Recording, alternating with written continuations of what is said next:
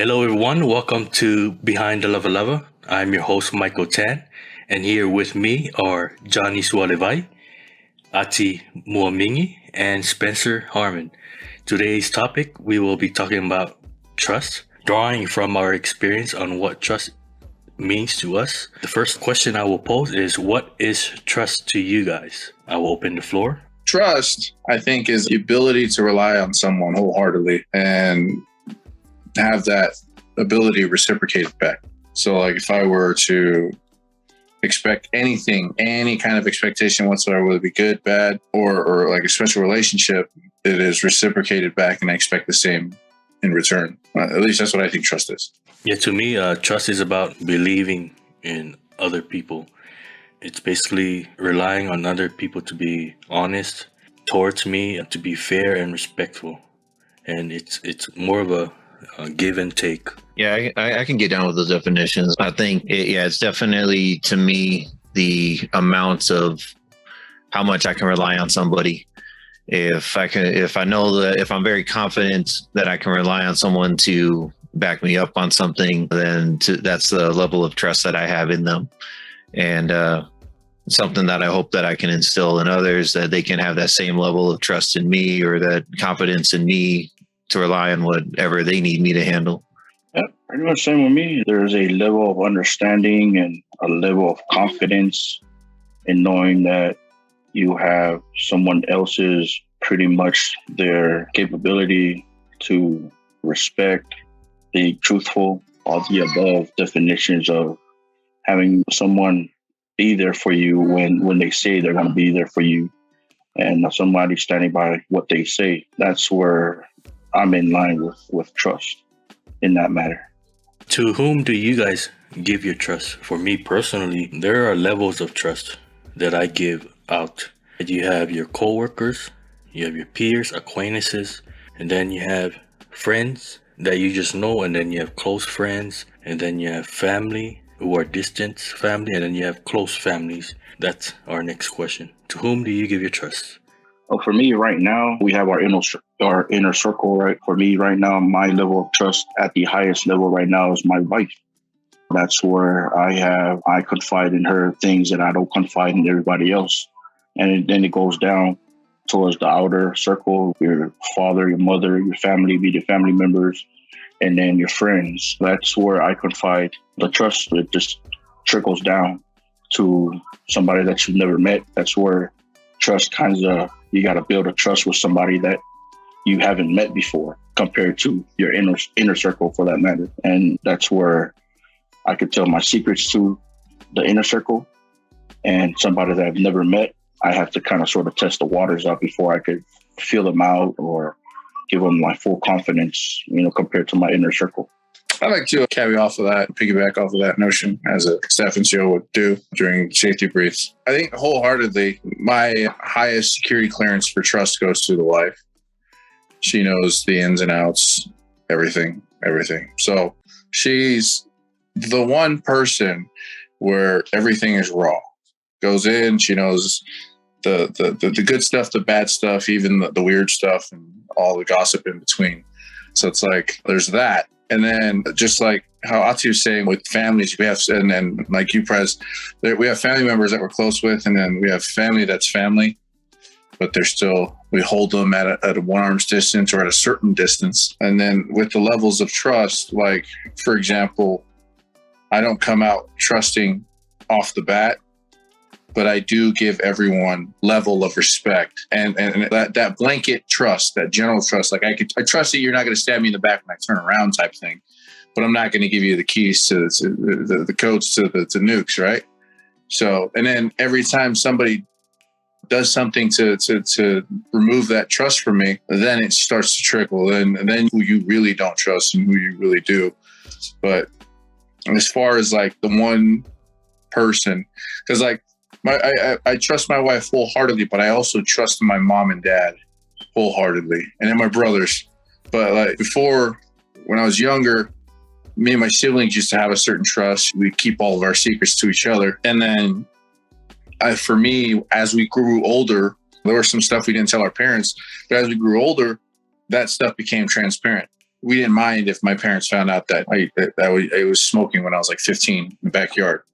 Those kind of things. And my brother knew about it. My little sister knew about it. But now that we're all adults, it's like, yeah, it's no big deal. You look back at it and laugh. But then when I used to have financial hardships with my wife, I used to run to my parents. Like, they used to dig me out of certain things, certain situations early on in my marriage, stuff like that. And I always trusted in my parents, but my siblings usually didn't know about it. And it was just different types, different levels, different types of like intimacy type thing with the special relationship. I remember growing to school, we were talking about special relationships or different types of relationships, and then with the levels of trust that's appropriate with it. And so that's how I always viewed trust. There's just levels of the stuff. If that makes any sense. Yeah. So for me, it's like approach it maybe a little differently because I think I'm too trusting at the beginning. Like my default is I will default to trusting somebody off the bat. But the minute someone starts proving that they're not worthy of that, that's when it's hard to get that back. It's like, for me, it's like, I'll give you the benefit of the doubt right off. And there's specific people that this applies to the most. That's going to be, of course, family members. And then ideally it applies to people in our professional lives too. People who, especially us coming from military backgrounds, you need to have a certain level of trust, or you hope that there's a certain level of trust that you're handling your lane because somebody else is handling theirs. But as I've gone through, like, I've had family members who I love still to this day, but they've proven to be dishonest, or they've proven to not be as careful with certain things that I trusted them with, where it's like, I love you, like, you're still my family members, but I probably won't trust you to handle certain things or to confide in you about certain things. And unfortunately, the same goes for my professional life, even on the military side. It's like, I love the Army, but only as far as the Army loves me back. And so on this last tour that I did, only people I really trusted was my own squad, my section. I was a section leader in this medlog warehouse, and I had my guys, and my guys were very trustworthy. They could handle anything I threw at them, and then they trusted me that I would have their backs. But I had different issues, people in different positions of leadership that I didn't trust. It's like they proved to be untrustworthy in certain areas. And so I'll default to where I gave them that trust to begin with. But the minute they burn that, it's very hard to get it back from me. You've got to do something to convince me, to prove that my trust is not wasted on you. And when it comes to things like family matters or military matters, sometimes the luxury of just giving them that trust back is not one you can afford. It's one of those things where there's too much on the line for me to just give it away willy-nilly. So let's take a look at this from a cultural aspect, right? We meet other Samoans or Pacific Islanders at Walmart or in the military. What are you guys' thoughts on this? Because for me, I automatically give my trust, but at the same time, it's not full trust. How do you guys approach this situation? Because I know for us, the Pacific Islanders, we are trusting and we're very caring people. I'm in the line of Spencer, man. At the beginning, if I actually meet another Samoan, like when I was stationed in Virginia, I was probably the only Samoan within like maybe, I don't know, 50-mile radius. There was no other Samoans, but when I did meet that one Samoan in the commissary or, DFAC, man, it's automatic trust. And the reason why is because, hey, this is your own people. You could relate to another Samoan person. They know your background. They know the culture. Not being ignorant, but hopefully that other person is from Samoa, knows the culture, a little bit of language. And when you have a conversation and you do find out, then there's the level of trust just builds right away. You find things that are similar, and then that's what builds that trust. In the lines where you initially have that trust, and then later on down the line, if somebody does anything to break that trust, then it's just really hard to kind of gain that trust back in certain circumstances. But yeah, when I see another Samoan, man, it's automatic. Like, Sully, man, this hey, what's up? And I'm like, we immediately have that islander effect, towards other. It doesn't even have to be Samoan. It could be another islander, Armenian, Tongan or Fijian, and you're like in the middle, like Kuwait or anywhere else for that matter. Just that level of trust just builds automatically. I think my experience in the Marine Corps was like for the first 2.5 years, I hadn't met any Polynesians whatsoever. Or sorry, Samoans. My first duty station, I was in Iwakuni, Japan. And the closest thing to a poly that I found was one of my good friends. It was a Guamanian dude from Hawaii. He was born and raised in Hawaii, but he's from Guam. Family's from Guam. And he was like one of my closest friends. Even though we were different units, I ran into at the enlisted club, at the E Club. And we hit off, hung out. He was in a different unit. We all merged together.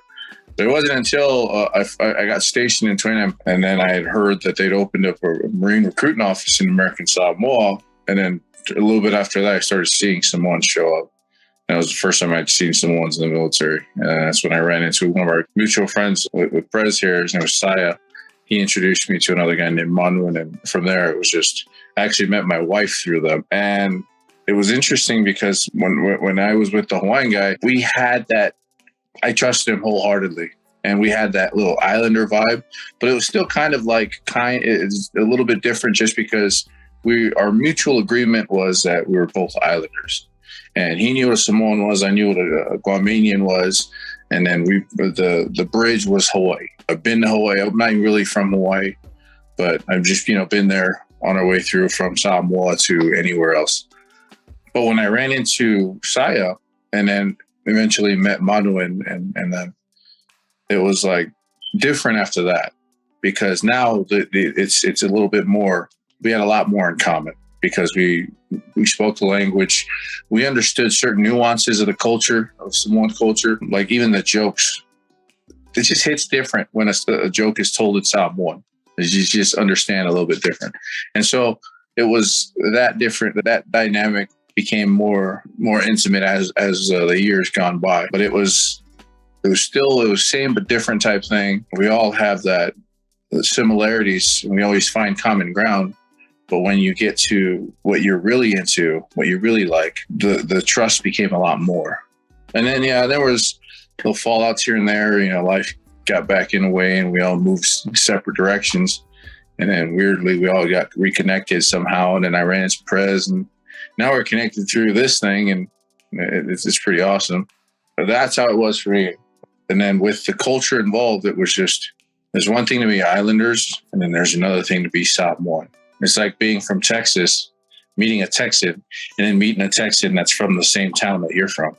It's just the inside jokes are a lot more intimate. Yeah, I want to say something real quick. Yeah, one of my best buddies, I was in the same boat too, because when I was stationed in Quantico, the Marine Corps, Navy guy in order, there was no other Samoans, no other Islanders, but one of my best Islander friends that I really met was a Micronesian. And his name was Cisco. So the funny thing is, I was friends with him for quite a while. And then I got stationed in Hawaii, and then he came maybe a year later. But when I got to Hawaii, it was different over there because a lot of Samoans weren't really friends with Micronesians. I don't know if you guys ever been to Hawaii, but that's kind of like that little stigma. And here I am. I was best friends with a Micronesian from Palau, and he didn't know about this. I didn't know about this, but it was kind of like that. But when me and him were stationed in Virginia, like our level of trust was like off the roof. And the reason why, because our connection was we were Islanders and we played volleyball. He played volleyball, I played volleyball. Man, I could slam some, maybe not now. I'm on like 360 right now, but back then when I was like 260. But man, that was our connection. And I confided in him, he confided in me. It was just a small world in Virginia. The reason why I say that, because Johnny, you brought up about not having any other friends any other Samoan or Islander friends in your first year. And I was the same way. I actually, now that I think about it, I need to get in touch with him again because I haven't talked to my boy Cisco in a while. So probably after this episode, I'll probably, contact him and see how he's doing. Yeah. And I'm kind of the same where for me, not growing up, when we left 29 Palms, I grew up where there was not a big Samoan community or Islander community. And so the Samoans and Islanders that I knew were my family. And it kind of carried on in my mind that when I see Islanders, when I see Samoans, I think of them as family because those were the only Islanders I knew growing up.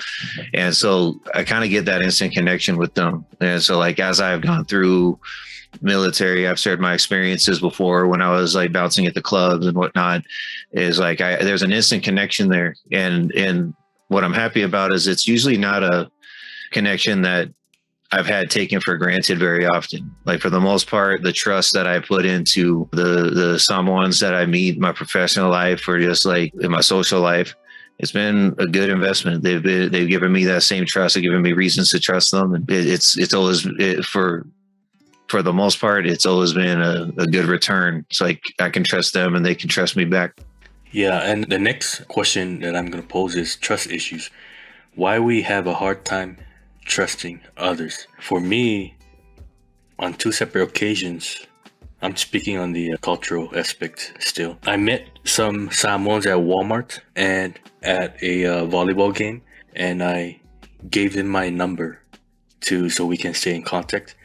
And they either ghosted me or they gave me a fake number. So from there, I learned to never readily give my number out to someone, because to me, if they're not going to invest their time in me, why would I waste my time investing on someone who doesn't care? They're just there to show face. And another occasion, there was someone that I considered family. I stood up for them on social media because they were accused of doing a crime. And this person, they kept telling me that they didn't do this, until the person who accused that person that I consider family sent me screenshots of their conversations of the person apologizing and basically backtracking and telling the accuser not to call the police because of the crime that they committed. From there, I learned that no matter what, never to stand up for either a family member or a friend if they are accused of a crime, because you'll look stupid if it comes out that they actually did it. But I wholeheartedly backed this person up, and it made me look stupid. Got to keep receipts, man. Yeah. So what are you guys' experience on that? Trust issues. So I think the biggest time to have complete trust, and especially as far as confiding, is to have full anonymity on Reddit. Because then you can just throw it out there to ether. Nobody will know it came from you. But now I don't trust this quickly. I know, Jan, you got a good heart. That's what it is. When I see Polynesians, even before that, like when I used to run into them, especially Samoans out in the big wild, I always be courteous, do the nod. If I know that there's Samoan, maybe throw in a little a curveball, like malo, malo. And they're like, oh, malo, malo. But then I don't extend past that. I don't exchange information. I don't go further unless they initiate it as well. And you kind of play it off of body language. Sometimes they'll there's the type of person who's like, oh, hey, are you someone? Oh, okay, yeah, it's nice to meet you. And then we try to form a connection because a lot of us Samoans, we can find a connection. We may not know each other specifically, but we might know somebody that we know mutually. And it's always like that, especially off of surnames. They're like, oh, okay, where are you from? What village are you from? And oh, yeah. So you say your last name is this? I know a few so and so, but I never initiate first contact. I always just stick to pleasantries, and then from there, if they decide to move it forward, then we move it forward, and I'm amicable to pursue it from there within reason. Though I'm not immediately going to have you come over to my house and meet the wife and kids and stuff, because some people are just. I've met some dudes I thought were friends, and actually hitting on my wife for this. And then me having nothing but daughters, I don't trust easy to come over to my safe space. But I just go off of vibes. Some people I can tell right off the bat that they're just trashy people. I could tell that you're just not going to be this. And I know that's profiling. It's essentially what it is. It's profiling. but I don't care. When it comes to me and mine and my own personal space, I will profile anyone, because if I make the mistake and bring a predator into my den without me vetting it properly, then I didn't do my due diligence as a father, as a protector, as a husband, and stuff like that. And so I don't like to do all that. I will always be courteous, and I'll always, every now and then I'll hit him with, okay, we'll see, and then no, I won't call him back. But it's just pretty generic with everyone else. Now, when I first met Michael, I knew to not pick up the phone when he calls, but that's not. Yeah, no, that's a smart thing. Like, especially in the role of being a father and a husband, it's like you're the protector of your family. It's like that responsibility is on your shoulders. And I think, the tendency that people have to put trust in their family members is one of the reasons that I think if you look at the statistics on things like sexual assault and like victimizing children, the statistics show that they are more likely to, the biggest offenders of that are members in families and personal acquaintances with the parents. And I think that's because that trust that we put in, and we think, okay, there's sick people out there, but it couldn't be my friends, it couldn't be my family members. And I think, unfortunately, it's that's what trust is that you're opening up yourself to be vulnerable and hoping they don't take advantage of that. But because of that vulnerability, because there are sick people out there, they'll exploit that. And so I haven't had any instances like that, but I've had some similar to Michael, which I don't think we're talking about the same family members, Michael, but I've had similar instances where I've had family members, which, like I said, I default to trusting them, and I've stood up for them, even when they're taking criticism from other family members. And I'll have other family members warning me about them, saying, hey, this person is not who they're presenting themselves to be. They're taking advantage of the fact that you stick up for them and whatnot. And then when the irrefutable proof comes out, it's all egg on my face. Like Michael said, like you said, it's like I end up looking stupid because I trusted them, because I took their word for it, because I even went out on a limb and tried to stand up for them or take their side. And it's one of those things that I hope I learned my lesson, and I'm slower to trust for things like that. But like I said, I have a tendency to default to the trust. But once that trust is broken, I know better now. But I do still apply it on a case-by-case basis, where if we're just starting our relationship, by default, you got my trust. Don't break it. But it's different when if I were back in the husband role, if I was in the father role, it's like the luxury of defaulting to that trust is probably not the wisest thing, because the stakes are too high. And so I think that's a wise approach by you, Johnny. Yeah. So trust issues. I learned that when I'm a very observative person. I see a lot of family members, they get burned. I see a lot of friends that get burned from other people, even documentaries we watch. There's so much levels of things happening out there in the real world. They may be in our own families too. And I kind of learned from those instances.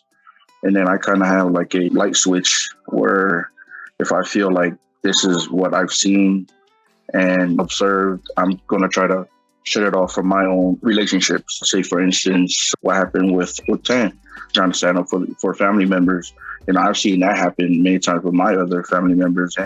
And so I kind of learned, hey, these are some of the stuff that I need to stay away from. And then I try to walk a straight path with trusting family, especially friends and people that I haven't met in my life, for that matter. Yeah, it's really hard to be open and then have that trust be broken, especially in your inner circle. Say you find out, in marriage, we trust our spouse that cheating and, all that stuff. We hear it even the Amber Heard and the whole case.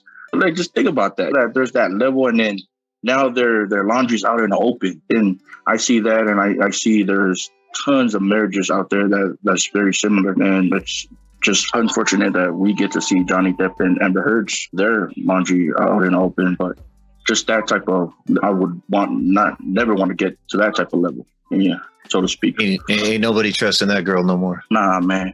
So how do we rebuild or regain that trust, either for ourselves or others, when it's broken? For me, unless they commit a major trust violation like sexual abuse or domestic violence, it'll be just giving it time. What are you guys' thoughts? I'll make this quick. So as a person that gives everybody, like how Spencer says he defaults to 100% for most instances, I start with the 100% general. But usually if there's no connection to me and if there's no reason for me to be in contact with you, i.e. family member, in-law, if there's no obligation between us and the trust gets broken, I probably will never talk to you again. There's so many people in this world that losing you is not going to be detrimental to my existence. So it's one of those, I can easily wipe my hands at you and walk away because I know who my inner circle is. And if it is one of my inner circles, I can just turn it off because it's easy for me to say this right now because the one person I trust in this whole world hasn't betrayed my trust yet.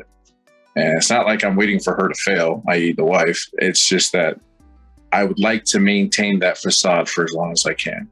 And so while I still have full 100% trust in her, I can live in this fairyland of, I can just axe you and never talk to you again. It's fine. And then when we do reconnect, I can just be as civil and move on. It ain't going to hurt me. I'm not going to try to vie for your attention anymore. I don't care. Because the people that matter to me is my wife and children, and then my parents, and then my siblings, that order. And I just move in that order. I have what I need to make it to the end of the world. Anything else is just extra. So with that being said, the extra doesn't really need to be there either. But that's just me. That's my little 2 cents. It's kind of weird. So for me, it's like I can observe how people conduct themselves in their lives. Like maybe we had a break where I don't trust them for a while because they burned me on something, like maybe it's something like financially. But if years go by and I see that they're getting their act together and they by the way they're handling their affairs with their own kids and everything, it's like you can actually regain my trust to where I might take that chance with you again. And so that's kind of vague, but that's, I guess, one way is to sit back and observe and see how they interact with the people who are actually directly in their lives. And you can make a new assessment based off of that, probably. All right. Thank you, everyone, for joining us on this episode. Please follow, subscribe on YouTube, Spotify, and iHeartRadio. Tune in next time. Tofa Soifua.